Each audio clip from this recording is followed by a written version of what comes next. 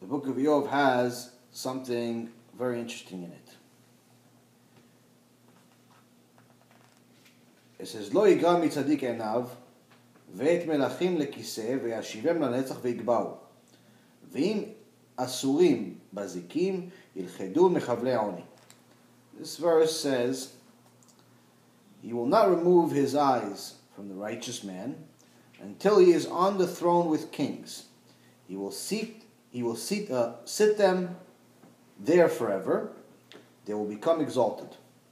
This first verse, Yov 36:7, is saying that Hashem does not take his eye off the righteous.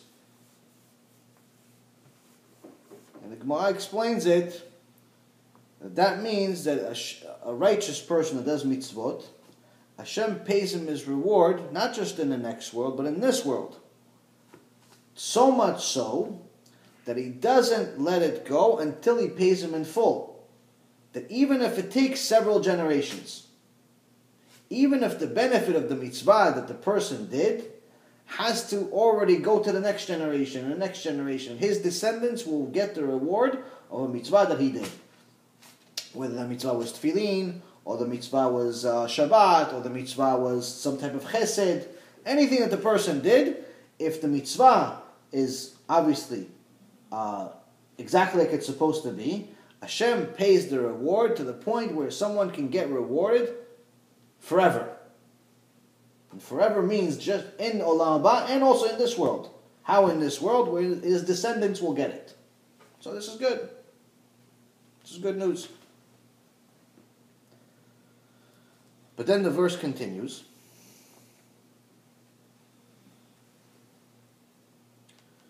"Vayagid lahem ba'alam u'pish'em ki yitgabaru."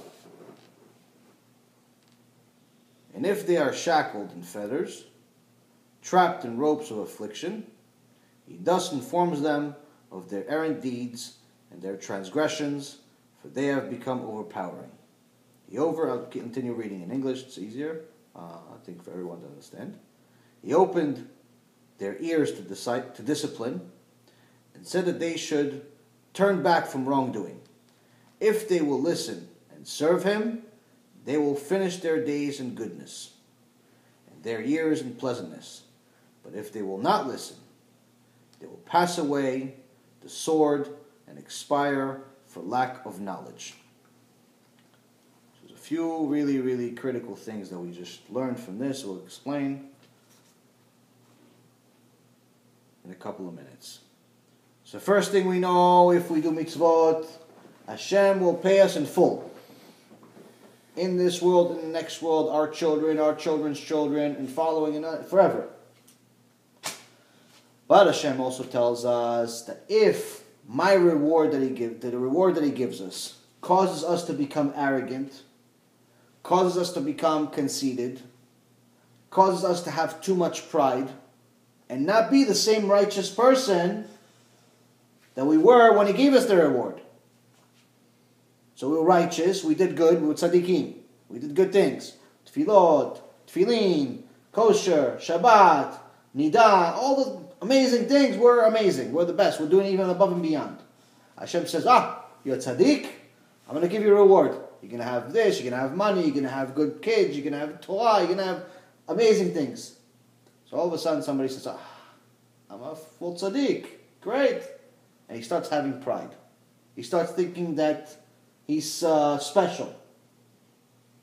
Hashem says, that person, not only is it not good, but I will embarrass that person to the point of bringing poverty on him. Ve'yashpilo. He's going to embarrass that person. He will take him all the way from where they are to nothing. To absolute nothing as a punishment for taking a reward and in essence using it the wrong way. Using the reward that Hashem gave you for mitzvah against Hashem. What's against Hashem? It's something as simple as pride. Someone doesn't think, being pride is such a big deal? Hashem hates pride. Hashem hates someone that thinks that they need so much kavod. And Hashem says he cannot be in the same room as someone that is too prideful. So one, we learned that if we do good, we get rewarded forever. If we do bad, we get a special punishment from Hashem. Specifically says it in the book. This is in the Tanakh. This is not some foreign language or some mystical book. This is Torah. The embarrassment that we get, the poverty that we get, is to teach us a lesson. Until we do tshuva. And he says here, if that person does tshuva, then they will die in a good way. They'll get back, and I'll give them back, and they'll be rewarded, and so on. But if they don't do tshuva, they'll die in misery. And anytime Hashem talks about a life or death, it's not just this world, life or death. Life or death is also the next world. Somebody could say, okay, great, you know what? It's very interesting that in the book of Job, you mentioned this, but how do we know this is relevant to our life? How do we know he's talking about us? How do we know? Maybe he's not talking about us. Maybe he's talking about Job. Maybe he's talking about Job. Well, I know something, Bichlal. Who am I, Bichlal, to tell you that he's talking about you, or he's talking about me, or he's talking about you, or anybody?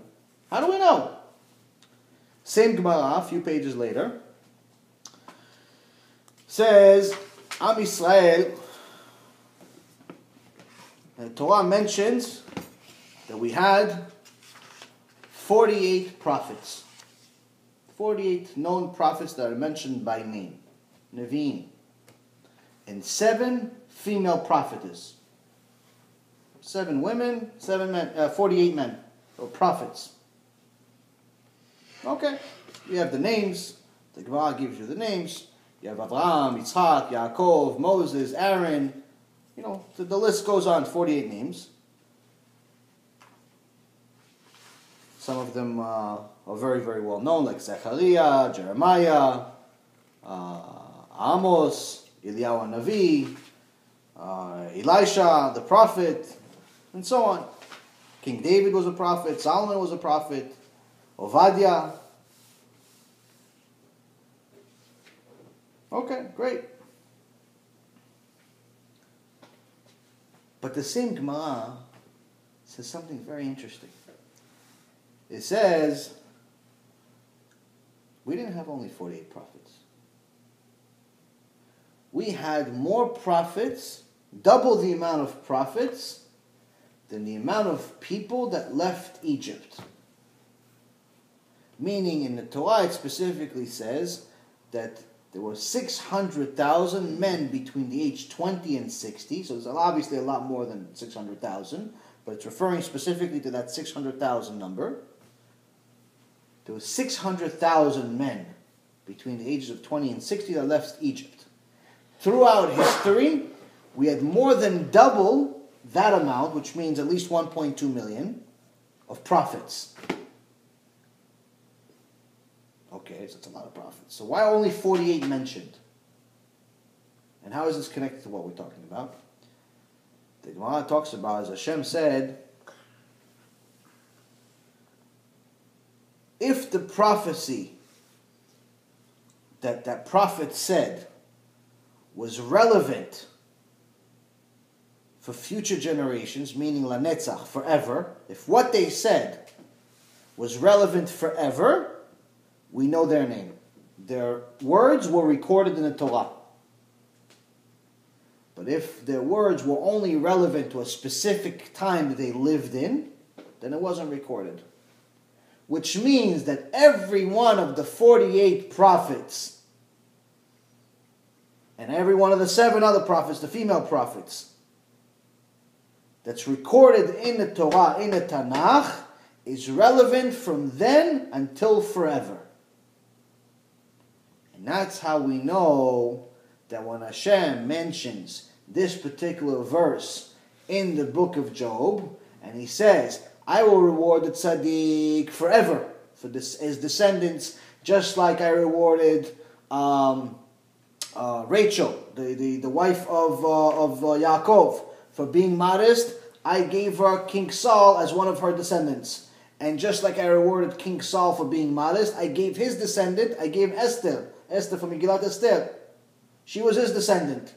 So he was rewarded not just with money, not just with power, but even their descendants were great. So the righteous will get rewarded forever in this world and in the next world. But if those righteous turn into wicked, and they use the reward and become prideful and arrogant and do things that are against my Torah, I will take them down and embarrass them until they do tshuva. If it's relevant to them, and we just learned here that everything that the prophets say is relevant forever, then obviously it's relevant for us today.